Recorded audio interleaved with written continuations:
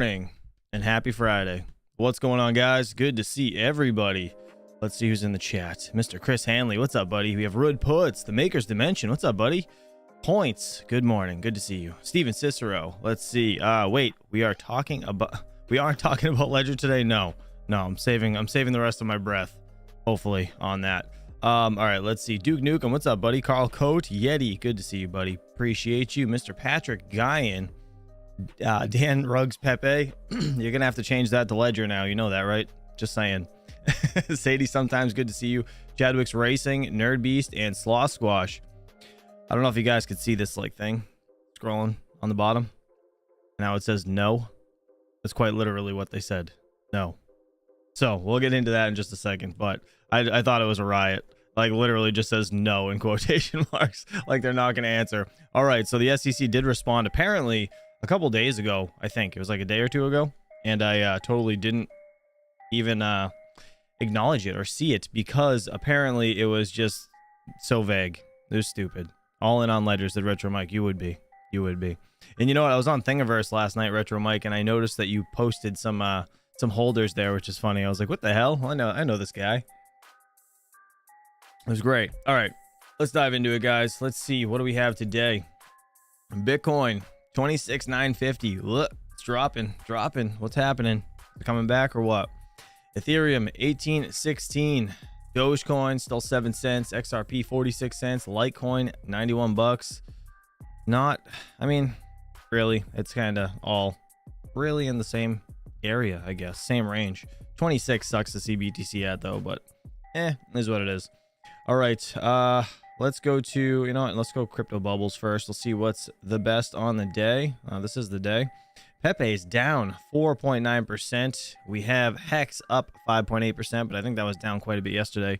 Render 2.6. Let's see. Is it a hard no, said Carl Coate.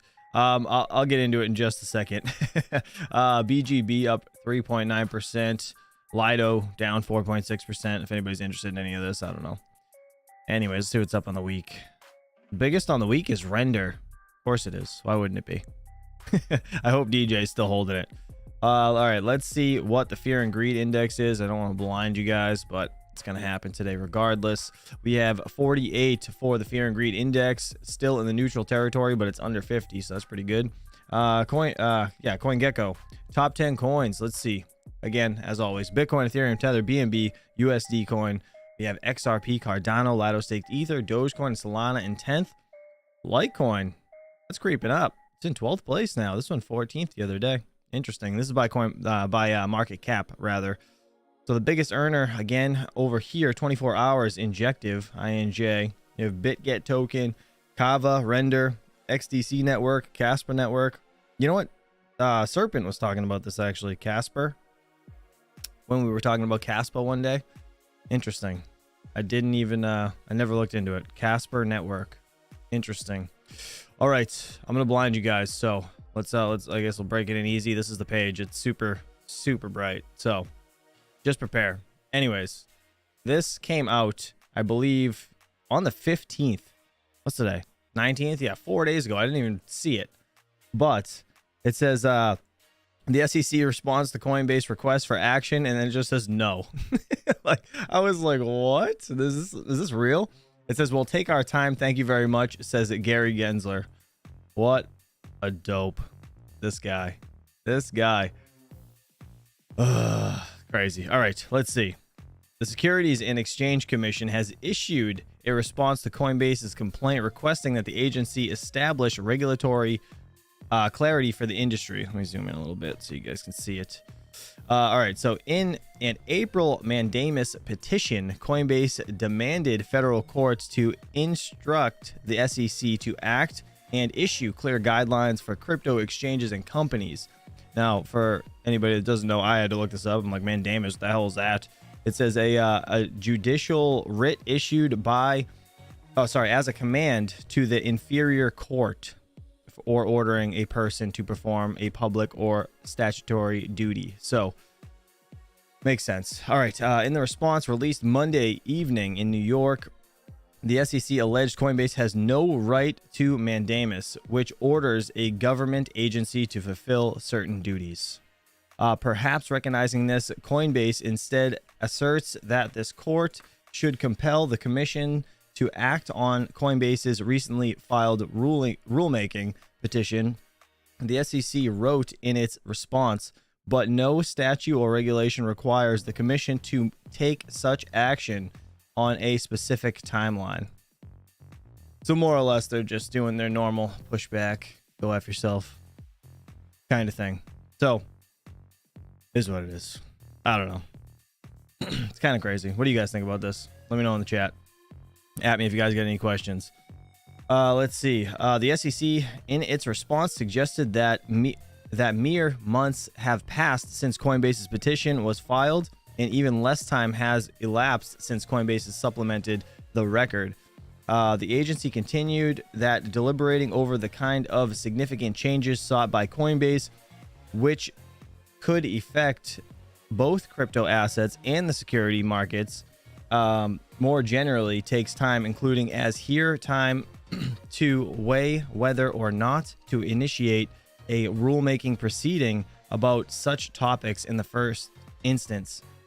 This is particularly true given the Commission's active regulatory and enforcement agenda in this area.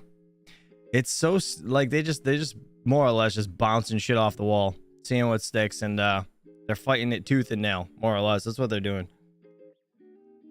It says some proponents of the crypto industry might argue that the SEC has been particularly active under Gary Gensler's leadership, bringing multiple actions against not only crypto projects but also exchanges. Many have chosen not to fight the SEC's actions, such as Kraken, which settled over its staking service. Mind you, it was like $3 million or something crazy. But Coinbase has been clear that it has both the resources and the determination to press for regulatory clarity. Coinbase initially filed their suit in response to a Wells notice the exchange received in March 2023. The notice, which precedes formal regulatory enforcement action from the SEC, pertained to issues the agency found with the exchange's wallet and Prime services. The SEC concludes that by saying that the fact that Coinbase would like its policy preferences addressed immediately does not entitle it to extraordinary relief, ordering the commission to act on a rulemaking petition that has been pending for well under a year. So, more or less, they can drag this shit out for a good while. Now, I found over here, so there is let me see. This guy, Paul Barron Network. I don't know if you guys ever heard of him. He's actually a pretty big channel, 364,000 subscribers. He's actually he's pretty I guess deep in the weeds when it comes to news and stuff, and he's got like a pretty good show. I think he does every day, if I'm not mistaken. So I leave a link to all descriptions, or all videos rather, in the description below, so go check that out if you guys are interested to subscribe to him. But are you guys interested in listening to this? Let me know. I mean, he kind of breaks down everything that goes with this. It's like 20 minutes long. This is probably the only video we're going to get to today, so we can watch this, or I was thinking we could do this one right here from Coin Bureau. This guy is, obviously we know him, right? This is Guy from Coin Bureau, the future of crypto in the US. So I don't care either way, doesn't matter to me. But later on today, myself and the wife are going to be going live doing our little podcast like we always do on Fridays. So let's see, what do you guys need to vote? Which one should we watch? Should we listen to the SEC stuff? Coinbase is basically just exposing the SEC for the rule maker. Yeah. So yeah, they want them to make the damn rules proper, right? They want them to make them proper, but they're not. Can we give cute? Can we? What are you saying, Patty Wackminer? Can we give cute cats instead? What's that even mean? I don't even know what that means. Let's see. I vote meme crypto crap, right? Let's see. You might want to show the image I've just sent you via DM on Discord. Let me see. What'd you send me, Yeti? What is this? I don't know what that means, Yeti. I'm sorry. I don't know what that means. All right, what are we watching? We watching the SEC stuff? You guys want to listen to this?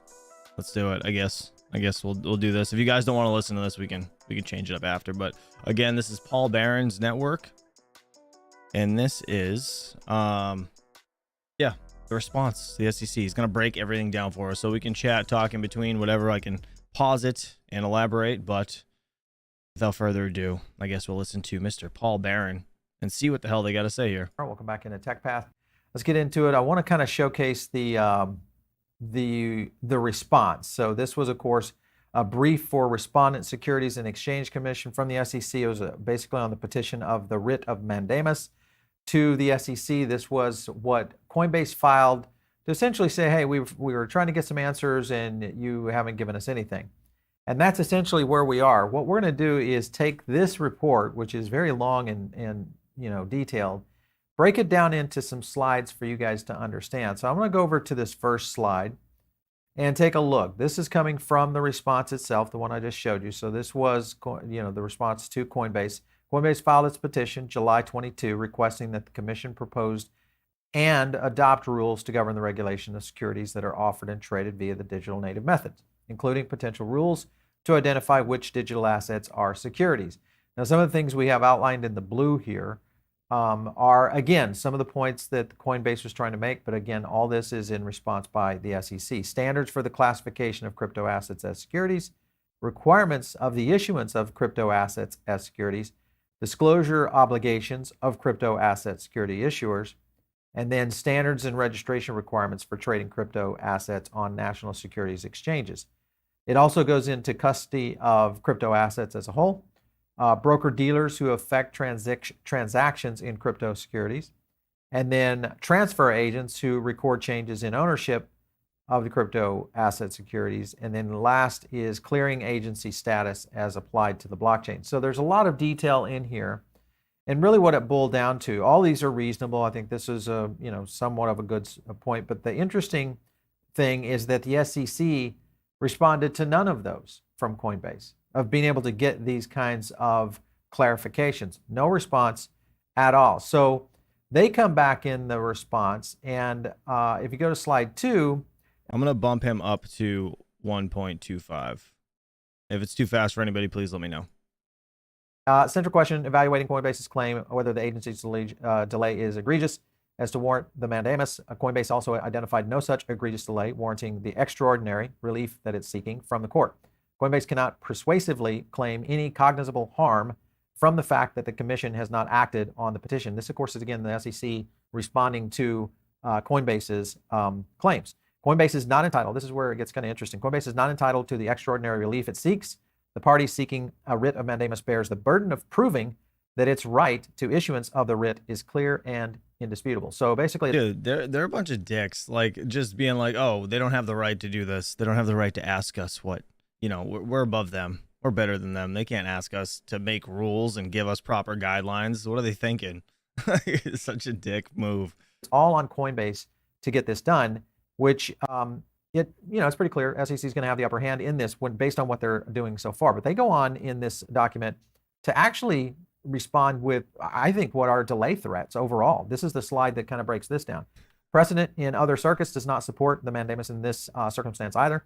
Indeed, courts have found much longer delays reasonable, declining to intervene notwithstanding a 10-year delay and issuing a rule and a 20-year delay to achieve the rule's statutory objective, meaning Coinbase or SEC simply saying, hey, we could delay this up to 20 years. And I think this is, again, goes back into the kind of scenario. There's nobody in their right mind that would fight this for 20 years. What? They could delay this for up to 20 years? That's friggin' insane. Which we'll get to in a second, because this is where it gets pretty nasty by the SEC. And I think if more people understood what's actually happening here by you and me, investors that are exposed in these markets, I think it starts to get very clear and concise. Mm-hmm. In the next breakout of this is our slide 4. Coinbase suggests that it will be harmed because it can't adequately structure its business. That's reasonable. And or business plans so that it can kind of start doing things in the future if it doesn't get this new regulation. Yeah, no shit. That's a fair point. They can't, like, how do you expect them to continue to do what they're doing or whatever if you're just going to be like, hey, by the way, you know what? We could slap you on the wrist at any moment. Like, that's so ridiculous. In assessing whether there is harm from delay, courts often give more weight to threats to health and safety. So the point being here is they don't really worry about the time. What they're worried about is there something that's urgent that is causing a threat and or safety to investors. I think all of us would agree that we are definitely in the health and safety range right now, no matter what exchange you're in. All health and safety is going to continue to be a big concern. In fact, it's probably the health of a, whether it's a crypto exchange or any kind of platform out there that's utilizing crypto assets as a whole, are going to benefit from this. But more importantly, the investors are going to benefit from these kinds of regulations. So again, not beneficial to individual investors, which is what the SEC is designed, their charter is to protect. Further into this document, this is our 5th slide, breaking down from this, again, all this coming from the document itself. They acknowledged a complexity of Coinbase's proposals undermines its request for accelerated relief. Mainly, what they said is Coinbase gave us all this crap that looks too complicated.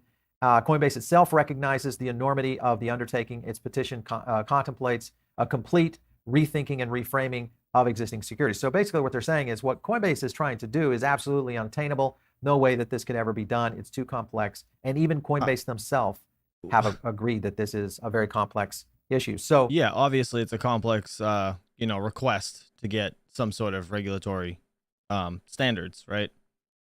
But what the hell? Like they're just gonna sit there and like just be like, sorry, it's too hard. We can't do this. Sorry. It's ridiculous. Like, what do you guys think about that? That's crazy. I don't know. That's nuts. I don't know that I would. I mean, yes, in the way that Coinbase has proposed this, there's a lot here for the SEC to do. But in reality, this is a massive undertaking because of the fact that we're dealing with a brand new asset class. So the fact that that's probably the mistake I would say that Coinbase made is they need to get, even though I know that you can't really guide people in the right direction, you have to kind of let them kind of come to their own conclusions, meaning the SEC. But I think at some point you're going to have to create a much smoother path. This is a government official that you're dealing with. You've got to make it as simple as possible. And I think that's one of the challenges. So real quick, how do you guys feel about this dude's background? It's kind of cool. Kind of cool. A bunch of TVs, right? But I feel like if he's not using these for anything else, why didn't he just get a green screen and run the same thing instead of like, I mean, this is like prime example of you need a write-off before the end of the year. You buy a bunch of flat screen TVs. Oh, sorry. I just had to say that. I thought it was funny. Further into this document, this is our slide 6. As a part of Coinbase or the Commission's overall regulatory agenda, it's also pursuing a number of actions that concern crypto assets that are securities. These include inviting public comment on the application of Securities Exchange registration requirements to purportedly decentralized finance systems transacting in crypto asset securities. Additionally, discussing application of certain rules in crypto asset securities, discussing cybersecurity risks related to these assets, and then addressing investment advisors, obligation to safeguard clients, crypto regulation securities, and then requesting public comment concerning broker-dealer customer orders for crypto assets. So a lot of discussing, just not a lot of doing, and that's, I think, the big thing here is there's a lot of narrative here that has been put in force, have been put forth by Coinbase in a way that the SEC could at least start to address some of these problems, and they just simply have not. In fact, not a single one of these was implemented as a rule in his entire term in the SEC, meaning Gensler. So basically, he's just been sitting on his hands. And that's the real question here. And I would love to get you guys' feedback. What's he waiting on? Well, is there something else? Is there a driving force behind this, an evil empire that truly is behind this? He proposed a lot of this after the Coinbase lawsuit as a whole. Let me kind of go to a video of this. Let's take a look at this video right here. Oh boy. Earlier today, we put out a new proposal to do what Congress asked. Under the proposal, a qualified custodian would be subject to independent audits, certain documentation requirements, and yes, to segregate your assets into an account with your name on it. These updated rules would better help protect your and groundskeeper Willie's assets with advisors. The rules apply to crypto assets with advisors as well. Thus, that advisor would be required to keep your crypto with a qualified custodian, not on any crypto trading platform based on how they currently operate, but with a qualified custodian. Crypto companies may claim they can take proper custody of your assets, but when these companies fail, something that we've seen time and again, investors' assets often have disappeared or become the property of the failed company. And you as an investor end up stuck in line at the bankruptcy court. So beware, even if a crypto company claims that they custody your assets, it's not the same as qualified custody. Through our proposed rule, investors would get the time-tested protections and yes, qualified custodians they deserve. So please weigh in on our proposal. All right, so a couple points he made there, and I would agree with some of what he's saying. That guy, I don't even know. Yeah, I hate looking at him too. Sorry. But it's the framework that is the underlying initiative here. I think that really should be in question. And what I mean by that is when he talks about qualified custodians, does he mean, the Fireblocks of the world? Does he mean banks, or does he mean a whole new area? I think that there's a very good possibility that the SEC is vying for an alternative to qualified custodian to work with these exchanges, meaning the likelihood is probably going to end up in some sort of financial system that's out there, whether it's a JP Morgan or others like that that could potentially get into this space, which again starts to centralize assets. Now, I don't know that any of, because he also made some pretty outlandish claims in here that these crypto companies are going to zero and all this. Yes, there's been a handful of bankruptcies, just like there has been in almost every industry out there, financial services. In what we've seen within the banking system, we've seen a lot more banks fail than we've seen crypto exchanges fail. So that in itself is, again, just scare speak from Gensler as he's putting these silly videos together. I think the point is, yes, in principle, the idea is protect investors, make sure the securities if they are securities, but make sure the assets are being secured by a qualified custodian, that they can't go out and do hanky-panky with your crypto assets, which is a concern, and it's one that they should be. But that's an easy thing to detect as a regulator. It's an easy thing to audit as a regulator. That's not something that is huge. So in this next slide, this is really the SEC, not necessarily, they're not holding back further into this. So look at this next one. This is a breakdown of Coinbase's contention that the commission is unreasonably withholding a decision already made is meritless. So meaning that they're arguing the contrary. Coinbase points to the comments from the commissioner's chair involving crypto assets. Those comments did not and could not constitute agency action denying Coinbase's rulemaking petition. The commission, as a body of acts in relevant respects, through a majority vote of the quorum of its 5 commissioners. Now, what they're simply saying here is that, yeah, Gary has been in public on video many times. I had Meta Lawman here on the show last week, and James and I got into this very thing, and he said that Gary's own words would basically be the undoing in this particular case if it actually goes to a court. 100%. And the reason is because Gensler has already identified many assets as commodities. He's also identified other assets as not securities. So that in itself is already a problem. I mean, you guys have seen that, right? Like the whole, when he's standing up teaching whatever class he was teaching, he just straight up says like, these aren't securities. Most of these are commodities, blah, blah, blah. And he named it like a few.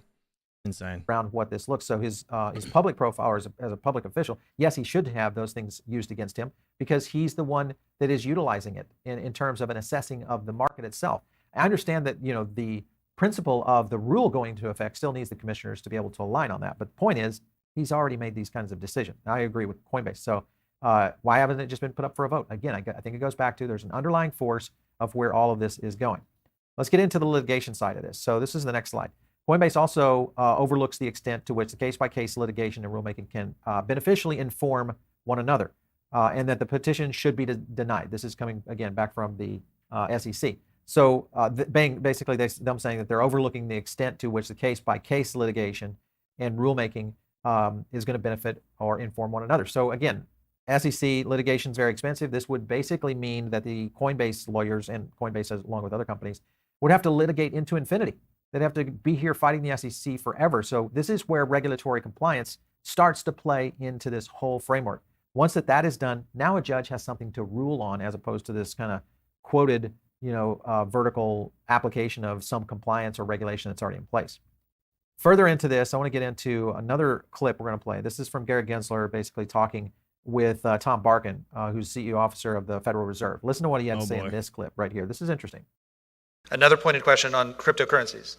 Do you 2020 hindsight that the SEC fell behind in enforcement regarding cryptocurrencies? If he says no. I don't know, Tom. I think we brought about 140 cases, 80 or so before I was so honored to be in this job. So my predecessors and the rest subsequently. But there was this field that arose where the investing public, 24 hours a day, 7 days a week around the globe, this is not just a U.S. market, it's largely an international market, is investing their hard-earned money hoping for a better future. And that in there lies the core of what a security is. That's as Thurgood Marshall wrote about and I mentioned earlier.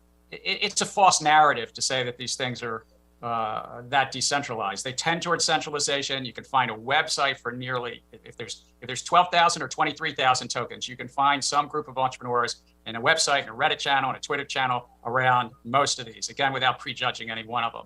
And then the intermediaries just as Congress said that we had to oversee broker-dealers and exchanges and clearinghouses for other securities, you'd want us to do that here. You saw a series of actions that we've taken in that regard. But again, we stand ready to help those intermediaries come into compliance. I would say that their business models, though, tend to be built on non-compliance. Their business models tend to be built on taking customer funds, commingling it, and they're rife with conflicts, Tom. And I would note these recent banking issues in March and so forth, out of the, however you want to count it, the 4 banks that failed, 2 of them had significant crypto books. The third one had a significant stablecoin issuer put their deposits there, and it actually led to sort of a depegging, it was called, for the second largest stablecoin operator. So there was even some interconnectedness in crypto markets and crypto actors with at least 3 of these banks. All right, so a lot to unwrap there, but I think the point he gets into, he generalizes a lot in that statement, meaning he doesn't really pinpoint in on the scenario. He also references as being a global market, which it is. And the reality is that he doesn't even mention the term Bitcoin, because Bitcoin obviously is a clear commodity, and it is completely decentralized. The opportunity for Ethereum kind of lies in the same scenario. What he's talking about with SVB is very simple. That was a bank run that was initiated not by crypto, but by what was happening within the valley. 100%. And that in itself started this bank run, which of course initiated a lot of things that we're now discovering about the banking system, meaning all of these unrealized losses, as well as the potential bank walk that could be going on right now, mainly because it's a flight of capital to better performing assets. So if anybody doesn't understand, the banking thing, that collapse that happened was because people panicked and the bank couldn't provide their funds, right? So they couldn't get their funds immediately, and everything started collapsing because they had all their stuff tied up in, like, I don't know, whatever. Some kind of think of it as like a CD. They had it locked up somewhere that was gaining interest for the bank type deal, and they couldn't get it all out at once. And that was the problem. And they just happened to be crypto tied banks, which was whatever. Again, it's not nothing to do with crypto, really, to be honest, at all. Such as money markets and many other assets. So this has nothing to do with the banking industry. He's just using that as cover. And then he goes into the global markets, which he has no jurisdiction over, and trying to go in with scenarios that these companies are commingling funds, scenarios of that nature. All right, that has been proven that has been the case. But the whole beauty of this is all you'd have to do is write that into regulation. Once an audit is done, you've got verification that these kind of things in. Believe me, every one of these crypto companies want access to the United States because it's the largest market for this. And if that is one of the parameters that needs to be implemented in a regulatory framework, you would have compliance by most of the actors that are in the space because they want to stay in the space. And yeah, it was bonds. Thank you very much, Carl Coate. Let's remember how many companies in Wall Street are doing the exact same thing. They are doing it, and their situation is they're doing it with regulation in place and doing it anyway, which is what the SEC should be doing right now, is implementing regulatory framework that continues to align with what's happening in the other securities market to make all this work. So anyway, point being is he's sidestepping a lot of points here. He's getting to more generalized response on this, not real accurate in terms of zoning in on the actual crypto communities themselves. Just my thoughts on this. So remember, ending up on this, that we are now way far behind here, guys. EU's MiCA now gets a unanimous nod from the European Council. This is exactly what everybody has been concerned about, and that is the rampant exodus of innovation that's going to be happening in the tech space led by blockchain companies, and it is already starting to occur 100%. in the EU. So I don't know what's holding these guys back, unless it is a simple thing. We need our buddies and pals to get a framework in place before we start laying out the regulation alignment so that they can actually be the ones who benefit from all of this. I'd love to get your comments. Always appreciate those. Make sure and drop them down below. If you're listening in on the podcast, make sure and come over here to the YouTube channel. It's where we do a lot of these analysis, and you get it. Yeah, go check them out. Paul Barron Network on YouTube. I actually have a link again down in the description below if you guys are interested. He's actually pretty good. I just he gives me the Jeopardy feel though, doesn't it? Is it just me or does anybody else get that same feel? It's kind of funny, but nonetheless, if anybody just joined, more or less, the SEC said no, they're not going to answer Coinbase. So that is, yeah, that's it. That's pretty much it. He is good though. He's that guy's very versed in pretty much every aspect in crypto, if I'm not mistaken. Talks about like NFTs, Polygon network, like he's literally everywhere. It's cool. So I don't know if he has a whole team behind him, but I've only ever seen him on camera, and he does a good job. And I think he's got a daily show, if I'm not mistaken. I think it's every day around, I think maybe 2 p.m. Eastern Standard Time ish, maybe a little bit after me. Actually, I think it was after me. Maybe it was 4. I forget. Something like that. Let's see. CCXD, I'll host your rigs here in OZ when Gary outlaws you. Paddywhack Miner. Appreciate you, buddy. What is OZ? OZ? Oz? Like the Wizard of Oz? What's OZ? I have no idea. Now I gotta look it up. OZ. Let me see if I can find it quick. Ozark? Is that? No, I don't know. Let me see. It's Australia? OZ. It's Australia? Interesting. Never knew that was the thing for it. Interesting. All right. Is anybody here? It is Ozarks. Is that right? RD? Ozarks? Let me see. It is Ozarks, Australia. Interesting. Interesting. No, wrong. Slaw Squash. I don't know. Listen, I just work here, right? All right, guys. Anyways, that was pretty much it. I just wanted to kind of get that point across. Again, we're going to be going live later today, myself and my lovely wife. We're going to be doing our podcast in my nice new setup that's to the left of me, actually. Put some cool stuff on the walls, get it all, desk all situated. Hopefully, we're going to try the one camera thing like you guys suggested. If you guys have any questions, obviously, for myself and the wife, you guys can either ask in the live chat while we're live, or if you want, send me some topics in Discord if you guys want like anything specific to kind of go over. Let's see. Fully electric CCXD, since the SEC did not. You said did not. Awesome. What's next? I don't know what that means. I'm sorry. Fully electric. I'm trying to like figure it out. I know you didn't mean to say that. It's probably autocorrect. Have you been hive mapping? NerdBeast, I have a little bit. Yesterday, you know what? So actually, they reached out to me yesterday, Hive Mapper, and they asked if I wanted to be on the beta like team for the what is it called? Like wireless? Like you don't need your phone. It can stand alone unit. I think you just put an SD card in the side of it, and it's good for like 8 hours or something. I don't know. I got to try that out. But the thing that sucks about the whole phone situation and this unit in general, the fact that when you're connecting to the unit, it takes forever. It drives me nuts. Like I have to sit there in the parking lot or whatever for it to connect. And like if all 3 lights aren't green, it ain't working. So like it'll get like the app one will light up, the other one will light up, but the top like GPS one won't light up.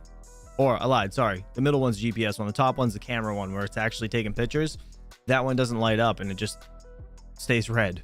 And then it finally turns on randomly. But I'm like, man, how long do they want you to sit there and wait?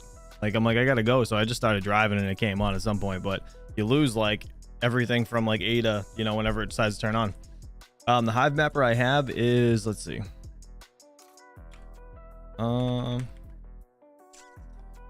Hive Mapper. Let's see. Let me show you.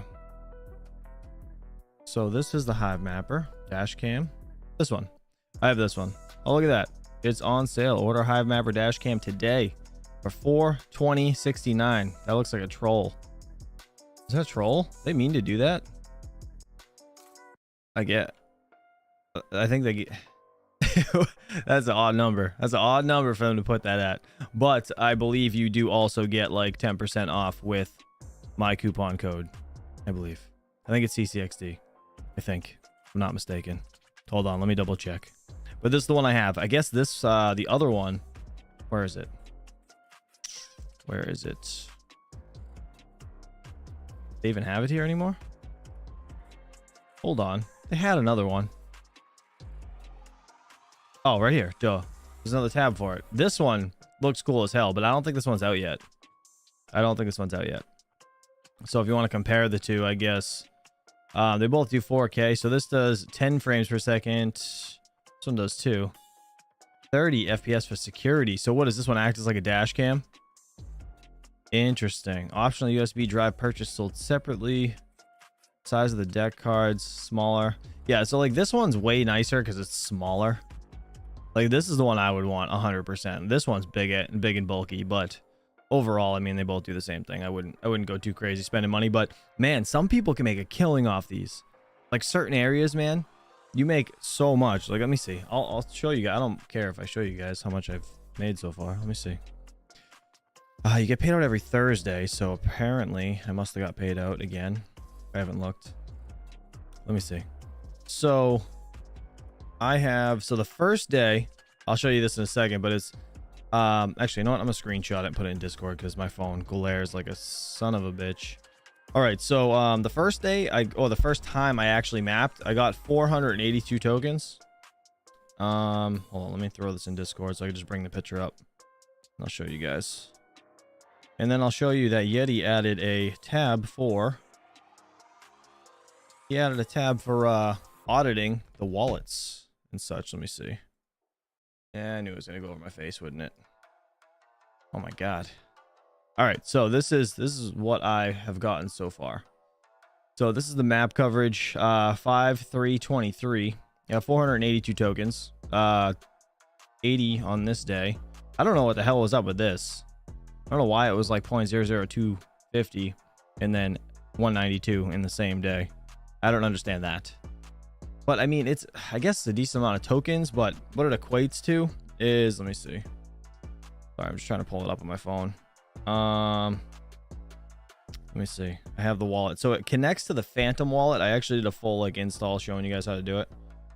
So 756 tokens basically is what I have earned so far. And honestly, I haven't driven much at all. Like literally at all. And I've made 13 bucks. It's like 12.93. I mean, if I drove and actually used it quite a bit. So the longest drive I've taken was probably 30 miles or so. And it was like already pre-mapped. So like when you, like, I really want to get on DoorDash and go do a couple deliveries kind of like through no name streets and see how this thing pays out, because it would be pretty cool if it paid out decently and you did DoorDash for a job. I mean, why the hell not? And then that demo thing, or Dymo, whatever the hell you call it, I don't even know. Well, let me see. Let's find it. Demo. I'm gonna type in demo right here. Look at this thing, right? This thing creeps me out. You could do this too. This is what DJ does, and so does max voltage, right? This thing right here, you can connect your car without buying anything. I don't understand it. I have to look into it more. But certain vehicles, you can connect to. Hold on, where is the? Oh, shop right here. That's right. This website's weird. So this thing, the way this works is it connects to your what's it called? Your OB something, that like thing where the computer goes in your car to read the statistics or the whatever, just the stuff on the brain of your car, right? Your computer. What the hell is it called? It's like OB something, whatever. Somebody knows. Somebody, OBDI or OBD2 is that? I don't know. Whatever. OBD2 port, is that what it's called? That goes in there. So the only thing that concerns me about buying a unit, if somebody maliciously wanted to be like, hey, let's put the pedal to the metal and just friggin', you know, that's it. Your if the brakes aren't gonna work, it would scare the shit out of me. But you can connect this thing somehow to newer vehicles without even purchasing one of these units, and you get paid to drive. And no word of a lie, DJ, who was it? Actually, somebody in the chat. Who else has this? Who else has this thing? Anybody here? I know there was like 2 people that used it when Max was on, and they got like a couple $100 for like a week or 2 weeks or whatever, because it pays out like once a week. You have unsustainable crypto? How is it for you in your area? But man, like, I don't understand. It's crazy how you can connect this thing. So like I have a 2018 and I don't know, like apparently there's a way to connect it, but I don't know how. I need to look into this. I want to see, because the way that it's supposed to work is you don't even have to drive with this thing, right? You could just plug this thing into your car, leave it in your driveway, and as long as you drive it once a week, I'm pretty sure it was once a week, you're fine. Please do not take control of my car, says Tom G. Yeah, I would be terrified. I'd be terrified plugging something into my car. But if it was like, if I didn't have to plug anything in and it would work somehow, connected to my car, I mean, hey, why not? You know what I mean? It's, at the end of the day, it's free money. F it. Right? Not financial advice, but it's kind of cool. Oh, right here. It's just OBD2 extension cables. Antenna kit, swag. How much is this? Let's see how much the device even is. $369. This is limited supply. Oh, right here. Hold on. Let's see. What's this say? All vehicles model year 2012 and newer are supported, and Demo is adding support for vehicles back to 2008. Interesting. I thought I was going to say something, be able to connect without it. A passport for your vehicle to new applications. Interesting. Earn rewards for connecting your car using Demo apps. So yeah, I think it's through the app connected to your car somehow. A secure, independent, connected vehicle platform that isn't your car makers. What? Oh, they're saying that they make it and the car company doesn't. Store data for your car, including telematics and documents. What? That's kind of cool, I guess. So like, what is this? Like an active Carfax type deal? That'd be kind of cool, actually. Like, how long did this asshole drive with the oil light on? You know what I mean? Like, is it one of those things? That'd be kind of cool. But I mean, this and this, like, you can make a killing, to be honest. If you did both and you were doing like DoorDash, I mean, shit, you're like tripling down, right? It's kind of cool. Let's see. Sustainable crypto. He said, it's good since I live in the boonies, so Hive Mapper is not good. For Demo, you need to turn your car on once a week. So far, I got $150 in 1.5 months. Okay. All right. So yours is a little different. So DJ was getting like $90 a week or something stupid. It was insane. Insane amount of money how much he was getting for that Demo thing. Where can you see a list of cars supported? Good question. I have no idea. Mr. Max Voltage found it. Of course you would, right? Let's see if I can find it. I will. Data device kits, accessories, Demo docs. Oh god, so bright. Connecting vehicles. I'm gonna have to find out. I know Teslas can do it, because I know I think the Travelers Travels, if I'm not mistaken, does it with this Tesla. Hold on. All right, let's see. Sorry if I'm blinding you guys. Bootstrapping Demo vehicle ID. Demo used the existing trust models. The automotive industry provide unique tools to validate a car exists and has certain properties. No, but that each device Demo network must have its own ID, which conforms with the W3C standard. No, that's definitely not it. Man, I'm gonna have to ask Max. You know what? I'll try to find out today, and me and the wife can talk about this afternoon, or the wife and I can talk about this afternoon. Man. Retro Mike, what do you want? Why are you such a troll? Retro Mike's a goddamn troll. All right, what am I reading? Listen, Mike, all right? If you streamed ever, you'd understand how hard it is to read two things at once, especially when things are moving. My friend earning Demo for free in his Tesla, paid $0. I got 2 demos online now. 289 Demo for 2 weeks, said Sox fan. Damn, is that good? Actually, how much is it? What's Demo cost price wise? Is it even on oh, it is. We have looked this up. 16 cents. 16 cents. So it's not too much, but turn left now. Car slowly moves. Turn right. Game of Smokey Dead. Don't connect stuff to your OBD port. Yeah, that's my. I'd be a little wary on that. They have access to everything like brakes and stuff. Yeah, that's exactly what sketches me out about it. But again, if you can connect it without doing that, that's kind of neat. Where's DJ? What did he say? Did he say anything else? DJ, how much have you made on it? Like a week? Do you have that number, or do you any idea, to be honest? Because that would be kind of cool to put a number to it. I made 80. Oh, here we go. I made $85 for what in your car, Retro Mike? And you didn't even tag me, dick. He's like giving me shit in the chat. He didn't even tag me. He just says it. It is like he's got this like gray lonely name that's just like in the middle of everything. Said I made $85 starting my car. I think that's what he said. I think that's what he meant to say. It says stating, but I think he meant to say starting. DJ said his paid itself off in 6 weeks. So 6 weeks. The unit is, oh, that's over my face. Unit is $369. So 369 divided by 6. You get $61 a week. That's pretty legit. $61 a week. Interesting. Man, that's kind of crazy. It's pretty cheap too. It's not, I mean, I don't trust anything plugged into my car, man. I used to have a tuner. I had a 13-second diesel F350. She was a beast. And I know what you can do through that port. Like, that port is terrifying. $40 piece, sold it back. Let me see. DJ, mine paid itself off 6 weeks. He said $40 p. What does that mean? Sold it all back then. Oh, a piece, 40 cents. Is that what you're gonna say? Let me see. Hold on. What is the, let's go to a little chart here. 30 days maybe. Oh shit, it was up there, huh? I mean, it was at 26 cents or so. Not bad.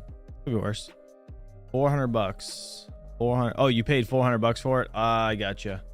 Gotcha. All right. Well, I mean, still, even what is it, $50 or so a week? That's not bad, considering. It's really not bad. Probably 55. I made $400 back in 6 weeks, then sold it all. Good for you. Smart. You can use coupon code to get the device for $332. Yes, actually, I'll look at mine right now. Oh no, I don't have a demo one. If you have a coupon code for demo, please let us know. I do have one for the Hive mapper though. Let me just double check. I'm pretty sure. Yes, it is CCXD. CCXD for 10% off the Hive mapper if you guys are interested. All right, guys, I gotta go take care of my kids. It's been way too long, and I'll be back later on today. So anyways, Coinbase, if anybody's just joining, the SEC said no. Basically, that's it. That's all they said. Eat shit. Not giving you an answer. We can do what we want. Anyways, have a good day, guys. Happy Friday. Go enjoy the last day of work till the weekend. Hopefully you don't work Saturdays. I'll see you guys around 2 p.m. Eastern Standard Time. Have a good day. Peace out.